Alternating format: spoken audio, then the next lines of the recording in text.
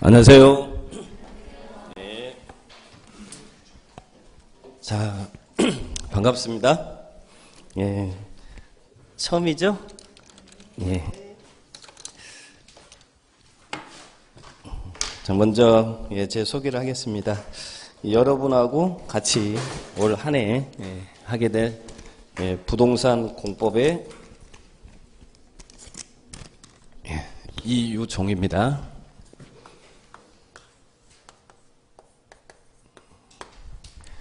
자, 오늘 금요일인데, 목요일이죠? 목요일인데, 월요일부터 이제 수업을 쭉 진행했었죠. 오늘 제가 하는 과목이 1차 과목일까요? 2차 과목일까요? 부동산 공법.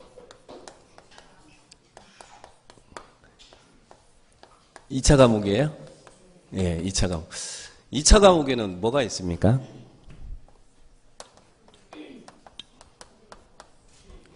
이 차 과목에는 내일 배우게 될 공인중개사 법령 및 실무, 그래서 공인중개사 법령, 자, 법령 및 실무, 그냥 공인중개사법 이렇게 표현할게요. 이 공인중개사가 되기 위해서 여러분이 꼭 알아야 될 법이죠. 공인중개사법 몇 문제가 출제되냐면 40문제가 출제가 됩니다. 그 다음에 또 여러분이 이미 배웠던 공시 및 세법. 이 공시 및 세법은 하나의 과목이죠. 좀 울리지 않나요? 제가 기계치라 뭐 조작을 못해요. 공시 및 세법. 이 공시 및 세법은 시험에 40문제 출제되죠. 그런데 이 공시법하고 세법은 법의 영역이 완전히 다릅니다. 그래서 가르치는 교수님이 두 분 계시죠. 그래서 공시법은 이제 등기하고 지적법인데 이 부분은 시험에 24문제가 출제가 되고, 그 다음에 세법은 몇 문제 출제돼요? 16문제가 출제돼서 하나의 법률인데 여러분이 공부를 배울 때는 두 개 과목으로 해서 이제 배우게 됩니다. 그 다음에 제 과목인 부동산 공법 이렇게 표현합니다. 공법도 40문제가 출제가 되는데요. 왜 이렇게 썼냐면, 자, 2차 과목에는 물론 이제 1차도 합격하고 2차도 합격이야 최종 합격을 하는데 2차 과목은 공인중개사법하고 공법이 상대적으로 이제 비교를 많이 하는데요. 이 공인중개사법 같은 경우는 흔히들 이렇게 이야기합니다. 공인중개사법은 시험에 합격하기 위한 법이고, 그리고 부동산 공법은 떨어지지 않기 위한 법이다. 이렇게 표현해요. 그러면 합격하기 위한 법하고 떨어지지 않기 위한 법이라는 말은 어감이 좀 다르죠. 공법이 그만큼 어렵다 이 말이에요. 그래서 상당히 오래 시험을 보신 분들도 계실 텐데 공법 때문에 많이 떨어지신 분들이 많아요. 그래서 제가 지금 죄인이 돼가지고 어디 못 나가고 집에만 이제 수업 오실 때는 집에만 있습니다. 그래서 지금 자중을 하고 있는데 그만큼 공법이 좀 많이 여러분들이 어려움이 있어요. 그래서 오늘 수업 시간에는 이제 처음 단계니까 부동산 공법이 무엇이고, 그리고 공법에 대한 이런 개념하고, 그리고 공법을 어떻게 공부할 것인지 그런 부분들을 좀 간략하게 좀 설명을 좀 드리도록 하겠습니다. 자, 우리 입문서를 보세요. 입문서에 이 부분 오늘 자료 2장 다 같죠. 이건 좀 이따 이제 관련 부분에서 좀 보도록 하고, 입문서를 보시면 이게 12월 달에 이제 배우게 될 우리 과정인데요. 입문서 페이지 몇 페이지인가요? 이 뒤에 나와 있습니다. 페이지 168페이지로 한번 쭉 넘겨보시면 168페이지 앞장으로 보시면 공법 이래가지고 딱 나와 있죠. 부동산 공법, 그죠? 맨 앞장 여기 공법 이렇게 해서 부동산 공법 이 페이지를 한번 펴보세요. 피셨습니까? 그러면 그 뒷장으로 넘겨보시면 바로 뒷장 넘겨보시면 부동산 공법의 기초 이론 이렇게 나왔죠. 그래서 거기 공법의 개념 이렇게 나왔어요. 시험에 이게 나오는 건 아닌데 그래도 부동산 공법을 공부하는데 부동산 공법이 뭔지 이런 개념은 알고 가셔야겠죠. 그러면 부동산 공법은 총 40문제가 출제되는데요. 부동산이라는 게 뭡니까? 우리 부동산의 반대말이 뭐예요? 부동산의 반대말은 동산이죠. 동산은 뭐 하는 거예요? 움직이는 거. 그럼 부동산 움직이지 않는다. 그건 이제 뭐 누구나 다 아는 개념인데 이제 우리 법 공부를 하니까 이게 우리 민법에는 부동산이란 정의를 하고 있어요. 민법 99조에는 부동산이란 토지와 토지 위에 있는 정착물을 말한다. 이렇게 표현해요. 토지와 토지에 있는 정착물. 그러면 토지와 토지에 있는 정착물인데 토지에 있는 정착물 중에서 제일 중요한 게 뭘까요? 건축물이겠죠? 그러면 부동산이란 우리 시험 과목에서 부동산이란 토지 건축물을 얘기하는 거예요. 토지 건축물 이게 이제 부동산이다 이렇게 표현하고 그 다음에 공법입니다. 이 공법이란 법이 있을까요? 공법이라는 법은 없습니다. 그리고 이 공법의 반대말이 뭘까요? 예, 사법 그죠? 그러면 사법이라는 법이 있어요? 사법이라는 법이? 사법이라는 법이 없어요. 예, 사법이라는 법도 없고 공법이라는 법도 없는데 다만 법의 성격이 이러하면 사법이라고 통칭을 하고 법의 성격이 이러하면 공법이라고 통칭을 합니다. 그러면 사법이라는 것은 이미 여러분이 화요일 날인가요? 화요일 날 배웠던 게 민법 배웠죠. 민법인 민사특별법. 이 사법이라는 것은 개인과 개인 간의 법률 관계를 규율하고 있는 법들을 통칭해서 사법이다 이렇게 표현해요. 개인과 개인 간의 법률 관계를 나타내고 있는 법을 통칭해서 사법이다. 그래서 이 사법에 해당되는 가장 대표적인 것이 민법이죠. 민법, 민사특별법. 그래서 여러분이 민법 시간에 뭘 배우냐면 갑을병정을 배워요. 갑을병정. 개인과 개인 간의 법률 관계를 배운다는 이야기예요. 그러면 이 사법이 있는 목적은 개개인의 이익이겠죠. 그래서 사법이 추구하는 목적은 사익보호입니다. 그래서 사법에 해당되는 가장 대표적인 법이 민법이고 상법이고 이런 법들을 그냥 사법 이렇게 표현해요. 이에 반해서 공법이라는 것은 뭘 공법이라고 하냐면 개인과 개인 간의 법률 관계가 아니라 국가 등 행정 주체와 개인 간의 법률 관계를 규율하고 있는 법을 통칭해서 공법이다라고 표현해요. 국가 등 행정 주체와 개인 간의 법률 관계를 규율하고 있다. 그러면 사법은 개인과 개인 간의 법률 관계인데 공법은 국가 등 행정 주체와 개인 간의 법률 관계를 나타내고 있는 법이에요. 그러면 법의 관계가 수평적 관계예요, 수직적 관계예요? 수직적 관계죠. 국가 등 행정 주체가 우월한 지에서 우리에게 뭐뭐 해라 하지 말아라 규제를 가하는 법이 공법이다 표현합니다. 이런 공법에 해당되는 대표적인 법이 무슨 법이냐면 우리 헌법이죠. 헌법이라든지 행정법이라든지 또는 형법이라든지 이런 법들을 우리는 공법 이렇게 표현하게 합니다. 그런데 이런 국가 등 행정주체와 개인 간의 법률관계를 나타내고 있는데 우리 부동산 그 대상 중에 우리가 배울 부분은 뭐라는 겁니까? 부동산. 그러면 부동산 공법이라는 것은 어떻게 정의하겠어요? 부동산 공법이란 부동산에 대해서 즉 토지 건축물에 대해서 국가 등 행정주체와 개인 간의 법률 관계를 나타내고 있는 법. 이 법을 그냥 줄여서 부동산 공법 이렇게 표현합니다. 그러니까 부동산에 대해서 국가 등 행정주체와 개인 간의 법률 관계. 그러면 공법이 있는 이유는 뭘까요? 뭐 때문에 국가 등 행정주체가 우리한테 우월적 지에서 우리에게 뭐 해라 하지 말아라 이렇게 규제를 가하는 법이에요. 그 공법이 있는 이유는 개개인의 이익이 아니라 무엇을 위해서? 공익을 위해서 그랬죠. 사익이 아니라 공익. 공익이라는 말, 공익이라면 참 어감 공익은 알겠는데 근데 그 말은 알겠는데 구체적으로 공익이 뭔지 참 느낌이 안 와요. 그죠? 공익이라는 말 다른 말로 공공복리 이렇게 표현합니다. 좀 세련되게 표현하면 공공복리. 그런데 그 말도 느낌이 안 와. 그런데 공익이란 말은 한마디로 다수의 행복이죠. 개인의 행복이 아니라 다수의 행복. 이것을 좀 부드럽게 공익이다 이렇게 표현합니다. 공익을 위해서 있는 법입니다. 쉽게 말해서 부동산에 대해서 공익을 위해서 규제를 가하는 법이 부동산 공법이다. 부동산에 대한 규제법이 부동산 공법이다 이렇게 표현합니다.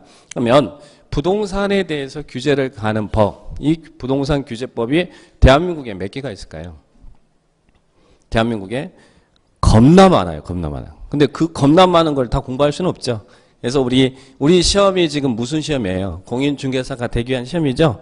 그래서 공인중개사와 관련해서 많은 공법 중에 부동산 공법 중에 이 6개 법률을 우리는 공법이라고, 부동산 공법이라고 하겠다. 공인중개사 시험에서는. 그래서 토지공법이 4개가 있고 건물공법이 2개가 있어요. 그래서 우리 공법은 6개 법률을 공인중개사 시험에서는 부동산 공법이다라고 이렇게 딱 명칭을 정하고 이걸 시험 과목으로 출제합니다. 그러면 토지 관련 공법이 어떤 게 있을까? 자, 우리 일단 유인물에 우리 입문서에 간단하게 보시면 거기 입문서 거기 왼쪽에 공법의 기초이론 부동산 공법의 개념 거기 1 공법의 의 나왔죠. 그죠? 그러면서 거기 박스 안에 부동산이란 토지와 토지에 있는 정착물인데 그 정착물 중에서 제일 중요한 게 뭐라고요? 건축물. 우리 부동산 공법 공인중개사 시험에서는 수목이니 공작물 이런 건 다루지 않습니다. 토지 건축물에 대해서. 그 다음에 밑에 공법 나왔죠? 공법 나왔는데 오른쪽 화살표 가니까 공법이란 국가 등 행정주체와 개인 간의 법률 관계를 규율하고 있다. 자, 그 정도 개념만 이해하시면 되겠습니다. 네, 보시고. 그 다음에 오른쪽으로 가보시면 공법의 대상 법률 나왔죠. 자, 거기에 이제 오른쪽에 우리 시험 범위를 봅니다. 우리 부동산 공법은 토지 건축물인데 토지 공법, 건축물 공법 2가지로 나눠진다는 거예요. 그래서 오른쪽에 보니까 토지에 관련된 법률 4개가 딱 나오죠. 그죠?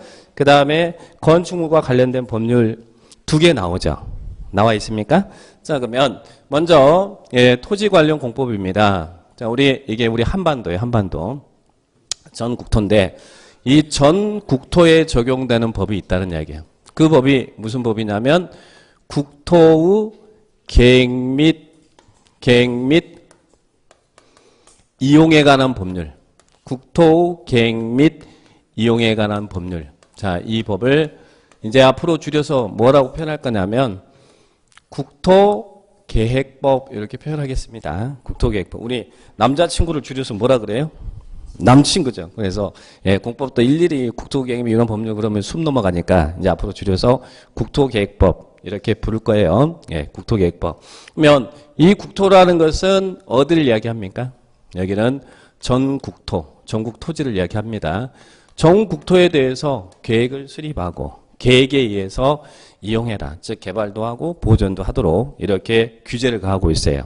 자, 이게 국토계획 및 유언 법률인데 이 국토계획 및 유언 법률은 시험에 몇 문제가 출제가 되냐면 몇 문제 출제돼요? 12문제. 공법이 40문제인데 40문제 중에 전국토에 적용되는 국토계획 및 유언 법률이 출제 비중이 30% 출제됩니다. 출제 비중이 상당히 높죠? 12문제. 그 다음에 또 전국토 중 도시에 적용되는 법. 자, 우리 신도시 만들어요. 우리 전주 같은 경우도 서부 신시가지도 만들었고, 신도시란 단지나 시가지를 조성하는 겁니다. 단지 시가지 조성. 그러면 전주 같은 경우도 서부 신시가지도 만들었고, 또 뭐 혁신도시도 만들고, 그 다음에 또 뭐 에코시티니 효촌지구니 또 이런 만성지구니 이런 새로운 택지 개발을 하죠. 자, 이걸 우리는 이 도시를 만드는 법이 있다는 이야기예요. 그 법이 무슨 법이냐면 도시개발법입니다. 전 국토 중 도시를 만드는 법. 그 법이 무슨 법이라고요? 도시개발법. 인구와 산업을 밀집시키는 법이란 이야기예요. 그러면 이 개발이라는 것은 여러분 뭡니까? 개발이라는 것은 없는 걸 새로 만드는 것이죠. 그러면 이런 새로운 택지를 개발하는 건 뭐하기 위해서? 단지나 시가지를 만들기 위해서. 그러면 이런 개발 사업을 하려면 그 개발 사업에 대한 근거 법률, 즉 개발 사업에 대한 시행 절차가 필요하겠죠. 예를 들면 만성지구를 택지 개발을 하는데 누가 사업을 할 것이고 그 만성지구를 만드는 데 있어서 거기에 따른 개발계획은 누가 수립하고 이 만성지구가 개발하겠다라는 개발구역 지정은 누가 할 것이고 그리고 또 이 택지 개발 만성지구 택지 개발 사업은 누가 할 것이고 그 사업의 방식은 수용 방식으로 할 것인지 환지 방식으로 할 것인지 일련의 과정이 필요할 거 아니에요. 그러면 이런 개발 사업의 시행 절차를 규정하고 있는 법, 그 법이 도시개발법입니다. 도시개발법도 우리 시험 과목이에요. 그래서 여러분이 이 법을 공부를 하게 되면 에코시티가 만성지구가 혁신도시가 어떻게 만들어지는지 누가 사업을 하는지 그런 개념들을 이해를 할 수 있다는 이야기죠. 그러면 개발법은 시험에 몇 문제가 출제되냐면 6문제가 출제돼요. 6문제가 출제되면 이건 도시를 만드는 법이에요. 전국토 중 도시를 만드는 법이 무슨 법이라고요? 도시개발법. 그런데 또 하나는 구도심. 자, 구도심 같은 경우 자, 구도심입니다.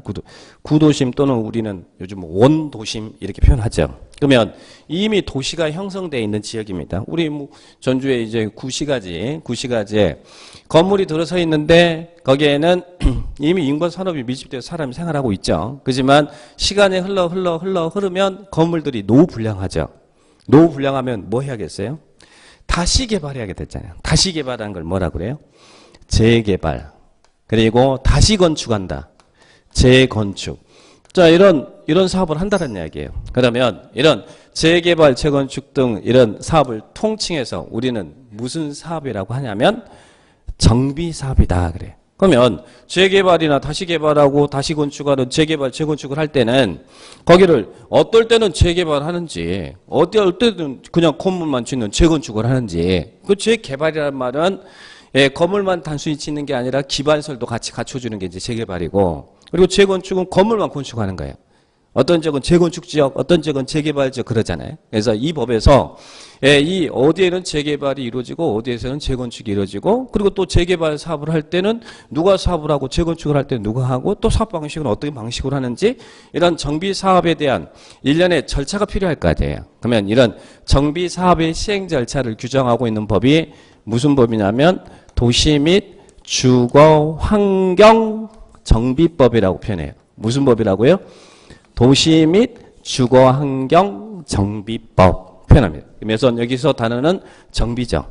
정비라는 말은 무슨 말? 개발은 없는 걸 새로 만드는 거예요. 그죠? 정비는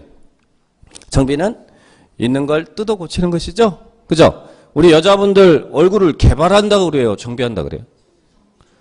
개발한다 그래요? 정비한다. 그래서 재개발, 재건축 이런 예내 시행 절차를 규정하고 있는 법. 이 법이 도시 및 주거환경 정비법입니다. 줄여서 이걸 앞으로 도시정비법, 도정법 이렇게 표현할 거예요. 도시개발법, 도시정비법. 이 정비법도 시험 과목입니다. 여기는 몇 문제가 출제가 되냐면 6문제가 시험에 출제돼요. 그러면 전 국토에 적용되는 법은 국토계획법, 한반도 전반에. 그리고 전 국토 중 도시에 적용되는 법은 무슨 법이라고요? 하나는 도시를 만드는 법이고 하나는 있는 구도심에서 다시 재개발, 재건축하는 법. 이게 도시개발법, 도시 및 주거환경 정비법 이렇게 표현합니다. 그러면 전국토 중 농지. 자, 이런 농지와 관련된 관련법이 있을까요? 있겠어요? 농지와 관련된 관련법이 뭘까요? 농지법. 대한민국 땅 중에서 유일하게 소유가 제한되는 땅이 무슨 땅이에요? 아무리 돈이 많아도 소유하지 못하는 땅. 그 땅이 뭘까요? 농지입니다. 농지는 헌법에 의하면 경자유전의 원칙이 있어요. 경자유전의 원칙이란 밭을 갈 사람만 밭을 소유해라. 즉 농업 경영을 하지 않은 사람은 농지를 소유해서는 안 된다. 그래서 이런 농지의 소유와 그리고 이용과 그리고 보전에 대해서 규정하고 있는 법. 이 법이 무슨 법이냐면 농지법입니다. 농지법도 우리 시험 과목입니다. 그러면 농지법은 근데 시험에 몇 문제가 출제되냐면 2문제가 시험에 출제되죠. 농지법. 그래서 전국토 중 이런 농지에 관련된 법, 농지법이고. 그러면 또 이제 뭐가 있겠어요? 전국토에 대한민국 땅 중에 제일 많은 땅이 뭐예요? 임야죠, 임야. 그죠? 임야가 있는 토지를 뭐라고 하냐면 산지 그래, 산지. 농작물이 경작되는 토지를 농지라고 하면 임야가 있는 토지를 뭘 한다고요? 산지. 그러면 산지, 우리 대한민국 땅의 70%, 70%가 임야잖아요. 그죠? 대한민국 제일 많은데. 그럼 산지와 관련된 관련법이 있겠습니까? 그게 무슨 법이냐면 산지관리법이에요. 근데 산지관리법은 예전에는 우리 시험 범위였는데요.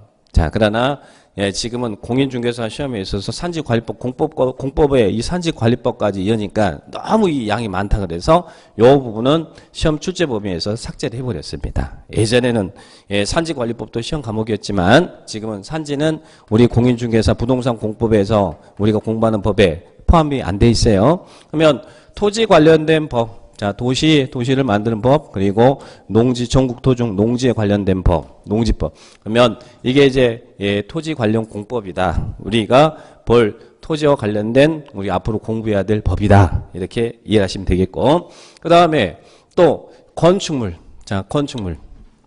건축물과 관련된 법 뭘까요? 건축물과 관련된 법은 자, 여러분이 이렇게 이해해 볼까요? 여기에서 만성지구에서 건물 지겠죠? 그죠? 또 만성지구가 아니라 뭐 여기 우리 금암동에서 건물을 짓거든. 또는 재개발처 건축할 때도 건물 짓겠죠. 그러면 농지에도 여러분 건물 지을 수 있을까요? 여기 임야에도 건물 지을 수 있을까요? 건물 지을 수 있어요, 없어요? 농지에다가 건물 지을 수 있을까, 없을까? 농지 가능합니다.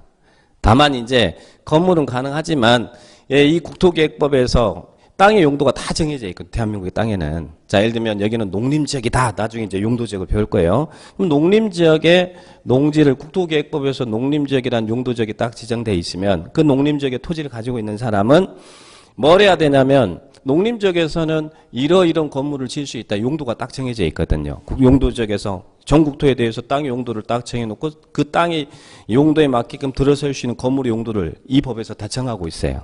이 법에서 다 정하고 있는데 그러면 이 농림지역에서는 농어과주택이라든지 뭐 이런 농업용 창고시설이라든지 이런 시설이 허용된다. 이렇게 규정하고 있으면 이 농지에다가 농지를 농지 외의 용도로 이용하려면 농지 전용 허가를 받아야 돼. 여기서. 그리고 또 농지를 그냥 농지에다가 건물을 지을 수는 없으니까 건물이 가능한 땅 대지를 만들어줘야 돼요. 그러면 이때는 개발행위 허가받아 형질 변경해서 이제 농어가 주택을 짓는데 뭐 지을 때는 무슨 법을 적용받아야겠어요? 건축법에 적용을 받아서 건물 지어야 될 거 아니에요. 그 건축물의 디지와 도로 관계라든지 높이라든지 여러 관련된 규정들. 그래서 여러분이 여기서 건물을 짓던 여기서 건물 짓던 여기서 짓던 지을 때는 그 건축과 관련된 관련법이 존재해야 된다는 이야기예요. 그 법이 건축법입니다. 그래서 이 건축법은 상가를 짓던 또 창고를 짓던 공장을 짓던 업무용 빌딩을 짓던 그 건물을 질 때는 일반법인 건축법의 규정에 의해서 여러분이 건축 허가를 받아서 건물을 딱 지어요. 그러면 여러분이 만성지구 여기 단독주택 부지 하나 매입해가지고 분양을 받았어요. 분양을 받아서 여기다 전원주택을 지을 거예요. 그러면 주택도 건축법에 의해서 건축 허가를 받아서 지을까요? 아니면 주택법에 의해서 주택법에서는 주택을 건설할 때는 뭐 하라고 하냐면 사업계획 승인을 받으라고 그러거든요. 사업계획. 여러분은 그러면 만성지구에서 주택을 지을 때 여기 전원주택 하나 지을 거란 이야기예요. 지을 때 건축법에서 건축 허가를 받아서 지을까요? 아니면 주택법에 의해서 사업계획 승인을 받아서 지을까요? 예? 건축 허가 받아서 지을까요? 아니면 사업계획 승인 받아서 지을까요? 이 주택법은 주택에 관련된 법인데 예, 건축 허가 받아져요. 그럼 주택도 건축물이잖아요. 그러니까 건물에 대한 일반법이 건축법이거든요. 그래서 여러분이 주택을 지을 때는 건축법에 의해서 건축 허가를 받아져요. 그런데 이 주택의 규모가 만약에 이 제주도에 요즘 뭐 핫한 지역이 뭐 우리 전주에도 뭐 많이 이렇게 가끔씩 프랑이 붙어 있는데 뭐 타운하우스 뭐 이렇게 하죠. 타운하우스 조성을 하는데 그 지역에 주택을 짓는데 단독주택을 지을 때 단독주택은 호라는 개념을 씁니다. 그래서 주택의 건설 호수가 즉 우리는 건물을 동이라 그러잖아요. 타운하우스에다가 건물 짓는데 30동을 짓는다. 30동 이상 건설한다. 그럴 때는 그 30동 이상 건설하는 사업 주체는 건축 허가를 받아 지어야 되는 게 아니라 주택법에 한 사업계획 승인을 받아 지어야 돼요. 그리고 또 공동주택을 이야기할 때는 뭐라는 쓰임 써요? 세대라는 게 쓰죠. 그래서 우리 아파트 몇 세대 그러잖아요. 공동주택을 지을 때 그 공동주택의 세대수가 30세대 이상일 때는 그때는 주택법에 의해서 사업계획 승인을 받아 지어야 돼. 그러면 주택을 짓는다 하더라도 여러분이 건축업자라 하더라도 주택을 짓는데 그 주택의 동이 29동이나 또는 29세대 이하로 짓는다. 그럴 때는 무슨 법에 적용을 받아서? 건축법에 적용을 건축을 받는 거예요. 그러면 건축법은 건축물의 일반법이고 모든 건물을 지을 때 원칙적으로 건축법에 적용을 받아 짓지만 그 주택 중 그 주택의 규모가 30세대 이상일 때는 그때는 건축법을 떠나서 무슨 법에 적용을 받아서 주택법의 적용을 받아서 주택이 건설돼요. 그래서 주택법은 주택은 주택이지만 몇 세대 이상의 주택 건설에 적용되는 법이다. 30호 30세대 이상의 주택 건설에 적용되는 법. 그래서 항상 주택법은 30호 30세대 이상의 주택 건설에 적용되는 법이다. 이렇게 이해하시면 됩니다. 그러면 건축법 시험에 몇 문제가 출제되냐면 7문제가 출제되고요. 그리고 주택법은 30호 30세 이상의 주택을 건설할 때 건설은 어떤 절차에서 하고 건설된 주택은 어떻게 공급하고 또 관리는 어떻게 하고 이런 주택의 건설과 공급과 관리와 자금 조달에 관련된 규사항을 두고 있는 게 주택법입니다. 주택법도 시험에 몇 문제가 출제되냐면 7문제가 출제됩니다. 그래서 우리 공법은 토지공법 4개 그리고 건축물 공법 2개. 그래서 총 6개 법률이 시험 과목이에요. 6개에서 몇 문제가 출제된다고요? 40문제가 출제된다. 그렇게 이해를 합니다. 그래서 거기 이 오른쪽에 있는 토지 관련 법률, 건축물 관련 법률 이렇게 나와 있죠? 그래서 공법 공부할 때 우리가 앞으로 이제 무슨 법을 공법이라고 하고 그리고 어떤 것을 볼지 이제 좀 알고 공부를 하셔야 될 거 아니에요. 그래서 이 6개의 법률을 공인중개사 시험에서는 뭐라고 통칭한다고요? 부동산 공법이다라고 합니다. 우리 공인중개사 시험에서만 부동산 공법 이 6개를 부동산 공법이라고 표현하는 거예요. 그렇게 이해를 딱 하시면 됩니다. 자, 그러면 뒤로 한번 넘겨볼까요? 자. 먼저 여기서 지금 우리가 이 공법의 이런 시험 법률을 이렇게 쭉 배웠는데요. 배운 이유는 뭐 때문에 이렇게 일일이 제가 이렇게 설명을 해놨냐면 공법을 어떻게 공부할 것이냐 간단하게만 좀 정리할게요. 부동산 공법, 공부 방법. 여기는 뭐 교과서에는 없는 내용이지만 살짝만. 공법 어떻게 공부할까? 공부는 어떻게 해야 됩니까? 열심히 해야 됩니까? 열심히 하면 합격하나요? 물론 열심히 하면 합격하죠. 근데 열심히 하는 것보다 잘하는 게 중요하죠. 그죠? 그래서 전략적인 공부가 필요하다는 거예요. 여러분이 이제 지금 11월 달부터 시작해서 내년 10월 달에 이제 시험 보는데 여기 계신 분들은 지금 다 내년에 다 끝내겠다라고 생각을 할 겁니다. 그죠? 그래서 지금 올해 내년 시험에는 1차만 하고 내후년에 2차 하겠다 이런 생각은 없죠.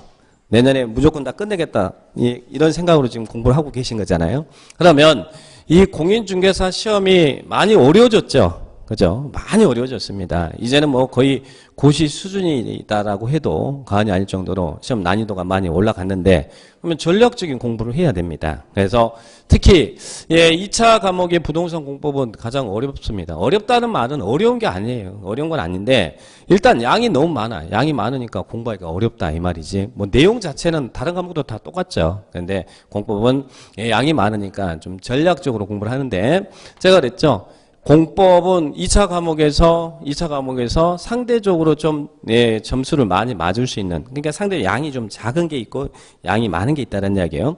제가 공인중개사 법령은 40문제가 출제되는데 아까 서두에 이것은 합격하기 위한 법이다 그랬죠. 합격하기 위한 과목이라고 그랬어요. 이건 뭐라고 그랬어요?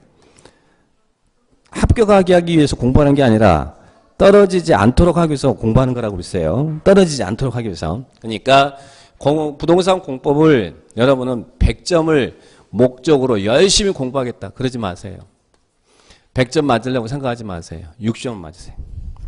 60점 맞으면 성공한 겁니다. 2차 과목 중에 부동산 공법이 60점을 맞았는데 떨어졌다. 그런 분은 없어요. 60점만 맞으면 충분히 합격할 수 있어요. 왜 이렇게 말하냐면요. 공법은 양이 이렇게 많거든요. 굉장히 많아요. 자, 예를 들면 공인중개사법 같은 경우 법조항이 100조가 좀 넘어가죠. 근데 제 과목인 부동산 공법은 법조항이 6개 법률의 법조항이 2000조가 넘어갑니다. 그러니까 10배 이상 양이 많아요. 많은데 똑같이 40문제가 출제가 되면 우리 시험 범위는 요 범위지만 실제 우리가 공부할 수 있는 범위는 요 범위밖에 안 돼. 우리 죽으나 사나 여기 범위 내에서만 공부를 해요. 그런데 실제 시험 범위는 요 범위인데 공부는 여기밖에 안 하거든요. 그러면 여기 우리가 공부하지 않은 부분에서 시험에 나올까요, 안 나올까요? 여기 공부한 범위 내에서만 나오면 얼마나 좋을까? 그죠? 그러나 실제 시험에서는 공부하지 않는 범위 내에서 요 부분에서 모두도 5개 내지 6개가 나온다는 이야기예요. 그러면 요 부분은 여러분이 접근할 수가 없어요. 물론 이제 이 부동산 공법이라는 이 과목 한 과목만 1년 동안 공부한다면 충분히 여기까지 할 수 있죠. 할 수 있지만 1년 안에 이 6개의 법률, 우리 1차, 2차에서 다 이 모든 과목을 공부를 하려면 이 부분이 현실적으로 공부하기 어렵습니다. 그런데 문제는요. 이 5개, 6개가 시험장에서는 나오다 보니까 매년 하는 말들이 있어요. 시험 끝나고 나서 매년 하시는 분들이 시험 끝나고 나와서 매년 하시는 말들이 2차 시험에서 부동산 공법 때문에 떨어졌다. 울고불고 난리 나요. 왜? 시험장에서는 요 부분들이 전혀 보지 않았던 생소한 문제거든요. 그러면 우리가 평소에 공부했던 이런 부분들이 쉽게 출제가 되더라도 시험을 풀었을 때 요 부분은 쉽게 풀었지만 문제는 여기가 이게 전혀 안 보던 부분이 나오다 보니까 사람이 흔히 멘탈이라는 게 있잖아요. 멘탈이 무너져 버립니다. 그러면 요 부분까지도 쉽게 맞출 수 있는 부분인데, 실제 시험장에서는 그 부분도까지 못 맞추는, 그래가지고, 이 공법 때문에 많은 어려움을 끊는데, 실제 시험 끝나고 나서 이제 차분히 이렇게 문제를 풀면 왜 내가 이거 틀렸지, 이런 분들이 상당히 많이 있어요. 그러니까 처음부터 공법은 100점을 생각하지 마시고, 그냥 60점 맞겠다 생각하시면 돼요. 60점 맞겠다. 그래서 여러분, 너무 공법에 대한 부담을 갖지 마시라는 이야기예요. 또, 이 말은, 그럼 6점 맞으려면 어떻게 합니까? 제가 하는 방식대로만 따라오세요. 따라오시면 돼요. 따라오시고, 다른 것들, 여러분들 이제 부탁드리고 싶은 것은,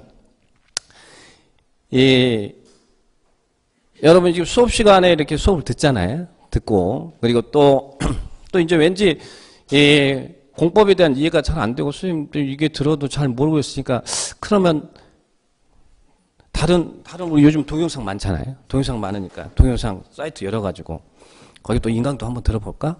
또 들어봐. 근데 또 여기서 이제 인강을 또 여기 선생님이 들었는데 또 어떤 옆에 있는 친구가 야, 이 선생님 강의 잘한다 하더라. 그래서 여기는 인강도 듣고 또 다른 데 가가지고 또 인강도 들어. 뭐 이거 듣고 저거 듣고 정리는 하나도 못하고 양만 계속 넓혀가다 보면 이 내 것이 정리가 돼야 되는데 정리만은 공부만 죽으라고 하고 있는 거예요. 그죠? 자. 그럴 필요는 전혀 없어요. 그냥 수업 시간에 빠지지 말고 제가 하라는 대로만 죽으나 사나 저 믿고 따라오세요. 저 믿고.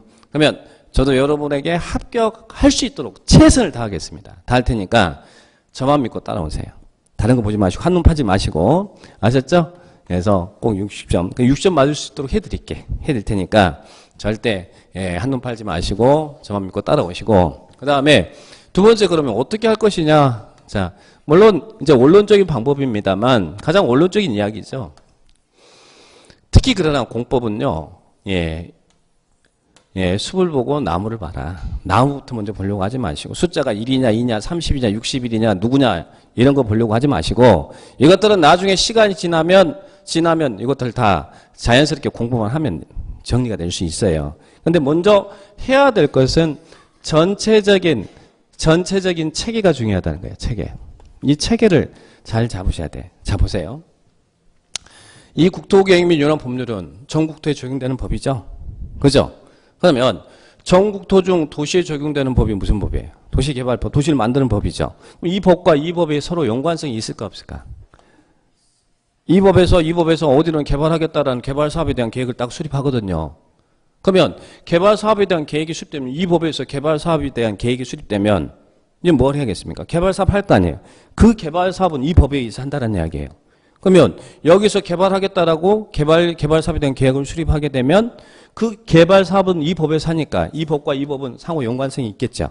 그죠? 또 우리 전주에 재개발 재건축 하는데 이 재개발 재건축도 이 법에 의해서 이 계획에 의해서 여기에다 어디다 재개발하겠다, 재건축하겠다, 계획을 수립해. 정비사업에 대한 계획을 수립해. 그러면 재개발, 재건축 지역이라고 사업에 대한 계획을 수립하면 그 재개발, 재건축 사업은 이 법에 의해서 사업을 하게 됩니다. 그럼 이 법과 이 법이 연관성이 있겠어요, 없겠어요? 있겠죠? 그죠? 그럼 농지는 그러면 이 법과 연관성이 없을까? 제가 그랬죠. 아까 여기 농지가 있는데, 여기에다가 건물 질 수 있다 그랬죠?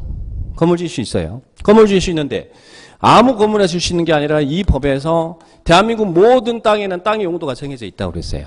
예를 들면 여기 농림지역이다라고 이 법에서 농림지역이라고 딱 정의해 놓으면 농림지역에서는 이 법에서 농림지역에 허용할 수 있는 용도가 정해져 있다는 이야기예요. 그럼 용도가 정해져 있으면 그 용도에 맞게끔 여기서 건물을 지을 때 이 법과 이 법 연관성이 있을 거 아니에요. 그죠? 그리고 또 마찬가지로 건물을 짓는데 여기다가 여러분이 농림지역에 땅 사가지고 여기다 농지를 대지 작업해가지고 여기다가 농가주택을 질 거예요. 농가주택을 짓는데 그럼 농지에다가 농가주택을 지려면 뭘 하겠습니까? 그냥 농지에다가 주택이 그냥 딱딱 들어설 수 있는 게 아니고 건물이 들어서려면 기본적으로 건축 가능한 땅이 만들어져야 돼. 그러면 농지를 대지 작업해야 된다는 이야기예요. 뭐 대지 작업을 우리는 나중에 뭐라고 하냐? 개발행위라고 해요.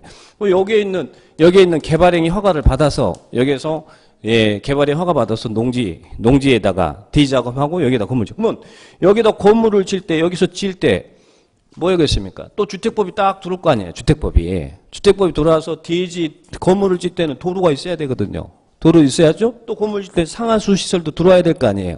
그러면 이런 법의 연관성이 있겠어요, 없겠어요? 다 연관성이 체계가 이게 다 맞물려 있다는 이야기예요. 그런데 이런 전체적인 틀을 딱 무시하고 그냥 요것만 여기서 방금 죽어라고 외우고 여기서 죽어라고 외우고 연관성이 연결이 안 되다 보면 공부는 많이 하는데 전체적인 틀 왁구가 안 짜지다 보니까 이게 굉장히 어렵게 느껴집니다. 그래서 11월 달, 12월 달, 1월 달, 2월 달 이 부분은 무조건 전체적인 그림을 그리려고 노력만 하시면 돼요. 수업 시간에 저도 너무 11월, 12월, 1월 달, 2월 달에는 너무 깊이 이런 뭐 암기해야 될 뭐 이런 부분까지는 설명을 안 할 거예요. 전체적인 아웃라인만 계속 이렇게 잡아서 정리를 할 겁니다. 그래서 오늘 나눠드린 거기 체계도도 이렇게 간단하게 아웃라인에 대한 체계도가 있어요. 나중에는 이제 전체적인 체계가 또 나오게 됩니다만. 그래서 체계를 먼저 잡으려고 하시고, 그 다음에 또 뭐냐면, 용어입니다. 용어. 기본적인 개념이 이해가 돼야 돼요. 올해 시험에서도 이 개념만 이해하면 문제를 풀 수 있었던 게 너무나 많았어. 실은. 근데 이 개념이 정확하게 용어 정리가 안 되다 보니까, 개념 정리가 안 되다 보니까, 너무 놓치는 부분들이 상당히 많이 있었다는 거예요. 이 개념이 이해가 돼야 내용을 이해할 수 있을 거 아니에요. 그죠? 죽어라고 이것만 외우면 뭐합니까? 그러니까 전체적인 먼저는 여러분이 꼭 정리할 것은 용어하고 체계를 먼저 꼭 잡으려고 하셔야 돼요. 다른 뭐 숫자를 막 외우려고 하거나 뭐 그런 거 그거 외운다고 그 사람이 공부 잘하는 사람은 아니에요. 기본적인 개념과 체계를 잡는 것이 공부 잘하는 사람입니다. 아셨죠? 그래서 용어와 체계를 이렇게 잡아 놓으시고, 그 다음에 이제 나머지 이제 서서히 외울 부분들, 나중에 외우는 것은 천천히 외워도 상관없어요. 그래서 천천히 기둥을 잡으려고 하시면 됩니다. 그래서 수업도 이 방향도로 좀 진행을 할 겁니다. 할 거니까. 그리고 또 이 용어와 체계를 잡을 수 있도록 또 1월 달에는 제가 강의 노트라는 것을 이제 이렇게 강의할 때 수업 시간에 할 때 이제 강의 노트가 이제 나갈 거예요. 나갈 테니까 특히 우리 지금 강의 노트도 지금 계속 작년에도 있었지만 좀 더 여러분이 공부를 이 강의 노트만 보면 시험에 합격할 수 있도록 지금 계속 좀 보충 작업을 지금 열심히 지금 하고 있으니까 1, 2월 달에는 강의 노트가 나오면 그건 시험 볼 때까지 여러분이 그걸로 계속 이렇게 거기에다가 단권화시키고 단권해서 이것을 하나의 여러분이 마지막에 핵심 파이널로 볼 수 있어 시험장에 가져갈 수 있는 하나의 자료로 이렇게 만들어 주시면 될 거예요. 그러니까 이 용어 체계를 먼저 잡으려고 하시기 바라고요. 그 다음에 세 번째는 공법 양이 많습니다. 우리의 선택과 집중이죠. 자, 공법 공부할 때 출제 가능한 부분들 집중적으로 보세요. 자, 그러면 6개 법률, 우리 6개 법률이 있었죠. 6개 법률이 있었죠. 그 중에 뭐가 여러분 제일 재밌을 것 같아요? 국토계획법, 도시개발법, 정비법, 농지법, 건축법, 주택법 이 6개 법률에서 뭐가 제일 재밌을 것 같습니까? 네? 하나 재미없어. 그러면 안 되는데. 그 문제가 심각해지는데. 그래도 재밌어야 될 것 같은 이런 게 있어야 되는데. 아무 생각이 없으십니까? 예? 뭐 어떤 분들은 다 이제 느낌이 다 다르죠. 어떤 분들은 이 법이 재밌을 거라고 하시는 분도 있을 것이고, 어떤 분은 건축법이 재밌을 거라고 하시는 분도 있고, 어떤 분은 도시개발법이 재밌을 거라 이렇게 이야기하시는 분도 있을 거예요. 근데 실은 제일 재밌는 법은요, 농지법입니다. 농지법. 왜? 농부의 아들이고 딸이잖아요. 그죠? 그래서 농지법은 실제 재밌어요. 농지법은. 그래서 제가 수업할 때 이제 농지법 관련 부분을 수업을 하면 이 농지법 시간에 눈이 반짝반짝 빛나는 분이 있어요. 그렇게 아름다운 눈을 본 적이 없어요. 반짝반짝 빛나. 또 물어보면 대답도 너무 잘해. 너무 잘해. 그 대답도 모르는 게 없다 이 말이죠. 근데 그분 저랑 지금 한 5년 동안 계속 같이 공부하고 있어요. 자, 예? 예. 왜? 농지법 죽으라고 해도 이 두 문제잖아, 두 문제. 5점이잖아, 5점. 그죠? 이거 뭐하러 할 거예요? 하지 마세요, 지금은. 예, 지금은 농지법 할 필요 없어요. 네. 하고 싶어도 참으세요. 참는 것도 공부해요. 참는 것. 나중에 이제, 5, 6월 달 정도 되면 그때 이제 중요한 부분들만 둘 중에 하나만 맞겠다 생각하시고 그렇게, 하시면 됩니다. 그래서 당분간은 농지법은 할 필요 없다. 그죠? 할 필요 없어요. 그러면 이 중에 이제 제일 여러분이 꼭 정리를 해야 될 게 뭐냐면 이 국토계획 및 유난 법률입니다. 줄여서 국토계획법이라고 하는데 이 국토계획법이 12문제가 출제되지만 이 법은 이런 법, 이 개발법, 정비법, 농지법, 건축법, 주택법의 모든 부분에 다 영향을 미치는 우리 부동산 공법에 있어서 공법이 부동산에 관련된 법이 굉장히 많다 그랬죠. 그죠? 많은데 서열로 따지면 국토계획 및 유난 법률이 넘버2예요. 넘버2. 이 국토계획법이 공법에서 서열로 이렇게 해서 이제 세우면 이제 제일 넘버1이 뭐냐면 국토기본법이 있어요. 국토기본법. 이 국토기본법은 한반도 전반에 대한 정책에 대한 방향을 정하는 법인데 이 국토기본법은 여기에는 이제 국토종합계획이라는 게 있어. 지금 현재 우리 대한민국은 제4차 국토종합계획을 수립해 놨어요. 한반도 전체에 대해서 이 국토기본법에서 한반도에다가 수도권은 어떻게 하고 충청도는 어떻게 하고 몇 차 개발해서 지금 4차 개발 2000년도부터 2020년도까지 우리 한반도 이렇게 하겠습니다. 종합적으로 수립한 이 국토기본법에 국토종합계획이 있다라는 이야기예요. 국토종합계획이. 근데 우리 수많은 여기도 계획이 있잖아요. 그죠? 근데 이 수많은 행정계획 중에 이 국토종합계획은 국토교통부 장관이 이 국토종합계획을 수립하고 대통령한테 승인받는 유일한 계획입니다. 누구한테 승인받는다고요? 대통령한테 승인받는 유일한 계획이야, 이게. 우리는 여기서 일반적으로 우리 행정청에서 막 하고 그러면 이제 우리는 좀 이따 이제 행정조직을 이야기할 때 국가라 그러면 국토교통부 장관이 국가거든요. 부동산 공법에서는. 다 국장한테 받고 또는 뭐 시도지사한테 받고 막 이러는데 대통령한테 승인받는 계획이 국토종합계획이야. 국장이 수립하고 국가가 수립해서 국장한테 대통령한테 승인받는 계획. 이게 이제 국토기본법인데 그래서 지금 현재 4차 국토종합계획이 수립되어 있어요. 2020년도까지. 여기서 이제 이 밑에서 넘버2에서 여기서 이제 그 다음에 밑에 계획이 광역도시계획도 나오고 도시군 기본계획도 나오고 도시군 관리계획도 나오고 많은 행정계획들이 이 법에서 넘버2에서 이제 쭉 나와. 근데 우리가 배울 법들이 여기서 이제 배우는 거예요. 이게 넘버2다 보니까 이 계획이 다 여기에 연관성을 갖고 있어요. 그러다 보니까 국토계획법은 30문제가 출제되지만 실제 우리 공법에서 차지하는 부분은 50%가 된다고 과언이 아니에요. 그만큼 이 법이 정복이 돼야 된다는 이야기예요. 이거 정리되면 여기 퍼즐 맞추듯이 이렇게 쭉쭉쭉 연결성을 가지고 연결될 수 있어요. 그러니까 일단 여러분들은 무엇을 집중적으로 공부하라고요? 국토 계획 및 유난 법률. 이걸 포기하면 안 됩니다. 이거 포기하면 절대 점수가 나올 수가 없어요. 국토계획법은 마르고 닳도록 보셔야 됩니다. 마르고 닳도록. 이 국토계획법 집중 좀 보시고, 그 다음에, 그러면 요게 관련되면 이제 여러분들이 서로 연관성을 가지니까 이제 조금씩만 정리하면 비교하면서 정리될 수 있으니까 보시고. 그 다음에 또 하나, 뭘 1차적 또 볼까요? 뭐 보고 싶어요? 예, 건축법 보세요. 건축법. 건축법하고 주택법은 어떤 연관성이 있을까요? 그 건축물 중 35, 30세대 이상 주택 건설에 적용되는 법이 건축법이잖아요. 그죠? 주택법이죠. 그러니까 건축법을 잘 정리를 하게 되면 주택법도 접근이 훨씬 수월해집니다. 그러니까 이 두 개 법이 일단 이 두 개 법을 집중적으로 보시면 됩니다. 그럼 이거 12문제에다가 여기 7문제 19개죠? 19개죠? 그러면 요것만 잘하더라도 19개면 점수가 몇 점이에요? 우리 16개면 40점이죠. 40점이죠. 근데 요것만 19개 맞추면 19개면 40점 넘어가자. 일단 이 두 개만 정리하면 과락은 넘어간다는 이야기예요. 거기에다가 이제 부수적으로 몇 가지만 첨가를 하면 꿈의 점수 60점 충분히 나올 수 있어요. 그러니까 국토계획법과 건축법을 여러분들은 늦어도 늦어도 좀 11월 달부터 시작해서 지금 이제 출발했죠? 늦어도 언제까지는 정리를 꼭 하셔야 되냐면, 예, 여기는 제가 6월 달까지 하십시오 그랬는데 너무 늦는 것 같아.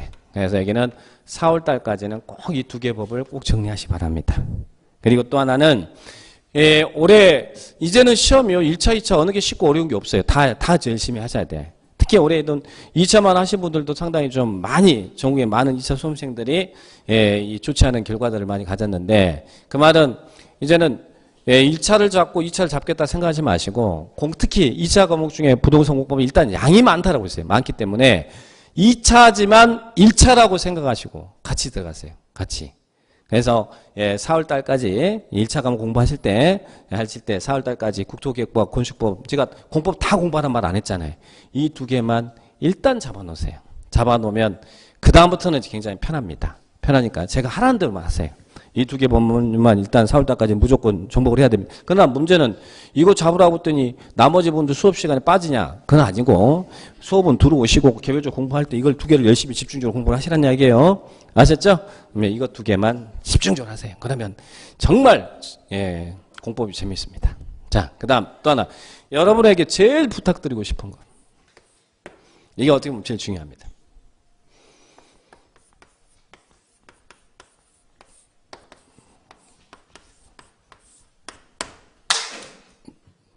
뭐라고 썼습니까? 뭐라고 썼어요? 즐겁게 하자, 즐겁게. 자, 공법이요.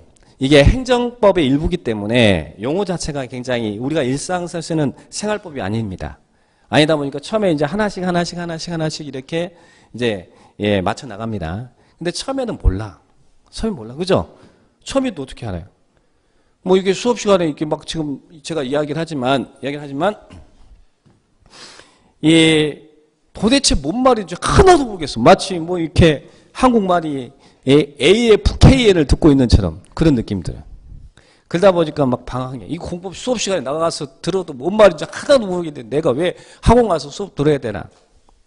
그러면서 이제 방황합니다. 아, 그러면 학원 안 가고 그 시간에 아까우니까 집에서 이제 수업 올라오면, 예, 수업 끝나면 그 나머지 시간에 좀 동영상으로 좀, 예, 1.5배속, 2배속으로 좀 들어서 그렇게 들을까? 근데 여러분과 제가 수업 시간에 이게 학원 나와서, 여러분 힘들어도 학원 나와서 이렇게 눈 같이 맞추면서 같이 호흡하면서 이렇게 듣는 실강하고 인강하고는 차이가 굉장히 커요. 인강은 그냥 듣기만 있어. 뭐 아무 생각 없이 그냥 듣는 거 들었다고 공부가 된 거예요? 같이 호흡하는 게 중요하거든. 그래서 지금은 힘들더라도 무조건 나오세요. 나와서 이렇게 나가지고 이제 그 수업을 듣는데, 근데 소가 도살장에 끌려가는 것처럼 아침에 나오면서 이렇게 나오는 것보다 즐거운 마음으로 나오면 되잖아요. 그러면 듣다 보면 언젠가는 개념도 이해되고, 그게 되고. 제가 이제, 예, 느낀 게, 처음에는 뭐든지 서툴잖아요. 그죠? 예, 요즘 지금 잠깐 이제, 시험이 이제 1주, 한 2주 정도 쉬는 동안에, 예, 저희 집사람이 살 뺀다고, 집에서 이제, 저녁에, 뭐 다이어트 한다고, 뭐 이렇게, 동영상 뭐 이런 다이어트 뭐 이런 거 있잖아요. 그래서 곤투 뭐 이렇게 하더라고. 그래서 저 따라서 이제 한 30분 동안 하는데 처음에는 뭔가 어떻게 행동이 이게 안 되는 거예요. 근데 자꾸 하다 보니까 이게 익숙해지고 이렇게 따라가지더라니까요. 지금 무슨 이야기냐면 처음에는 다 어렵습니다. 어려우니까 뛰쳐나가지 마시고 아 이거 나 안 맞다 이거 못하겠다 하지 마시고 그냥 무조건 나와서 듣다 보면 이게 이해가 되고 또 이해가 되면 재밌기도 하고 그러는 겁니다. 그러니까 나올 때 절대 도살장에 끌려간다는 마음으로 나오지 마세요. 어떻게 나오셔야 돼? 즐겁게. 그래서 제가 그래요. 항상 저는 수업할 때 즐거운 공법 시작하겠습니다. 그래요. 여러분한테 중독을 시키는 거예요. 오늘 나눈 유인물도 보면 거기 즐거운 공법이라고 앞장에는 써놨나요?